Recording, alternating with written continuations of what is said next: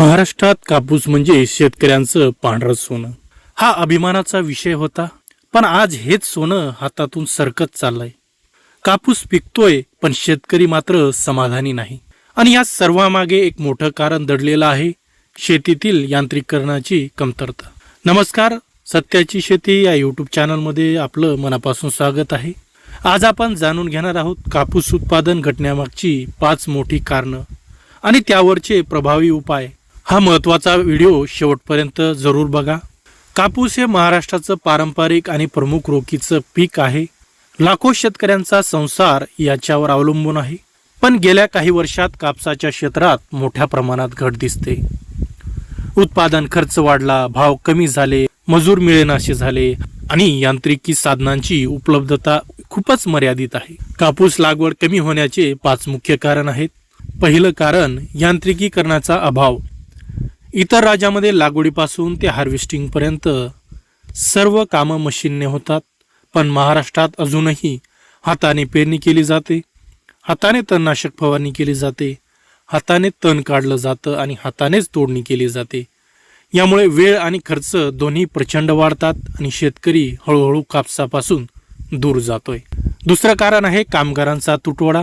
कापूस वेचणी हा सर्वात जास्त खर्चाचा टप्पा आहे. महिलांची मजुरी वाढली, उपलब्धता कमी झाली आणि एकरी खर्च दिवसेंदिवस वाढतोय, पण भाव मात्र स्थिर आहे, त्यामुळे नफा नाही. तिसरं कारण आहे पावसाचा अनियमित चक्र. कधी अतिवृष्टी, कधी दुष्काळ, तर कधी पावसाचा खंड.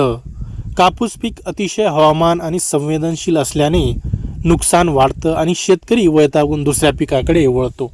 चौथं कारण आहे किडींचा प्रचंड त्रास. जास्वंद, बॉलवर्म, फुलकिडी, औषधे महाग, फवारणी वाढते, पण परिणाम काय मर्यादितच. कीड व्यवस्थापन योग्य नसेल तर उत्पादन हे निम्मे होतं. 5वं कारण आहे बाजारभावातील अस्थिरता. कापसाला कधी 6,000 तर कधी थेट 5,000 पर्यंत दर मिळतो. शेतकऱ्याला अपेक्षा असते 10,000च्या आसपास. खर्च वाढतो पण भाव पडतो. शेवटी पीक बदलणं हाच पर्याय उरतो.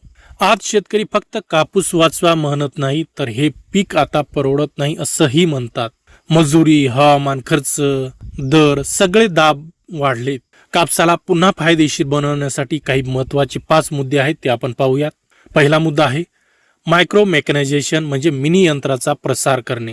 म्हणजे mini planter, battery sprayer, light weeders, mini harvester.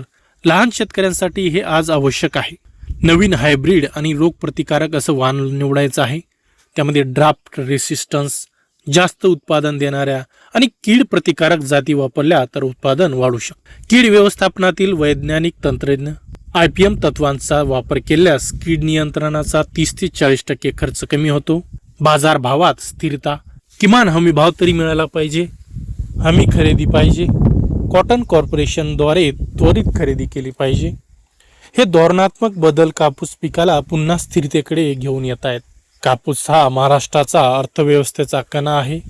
मेकॅनायझेशनचा अभाव आणि वाढता खर्च यामुळे हे पीक संकटात आलं तरी योग्य तंत्रज्ञान, योग्य पद्धती आणि योग्य धोरण वापरल्यास कापूस पुन्हा शेतकऱ्यांचं सोनं ठरू शकतं.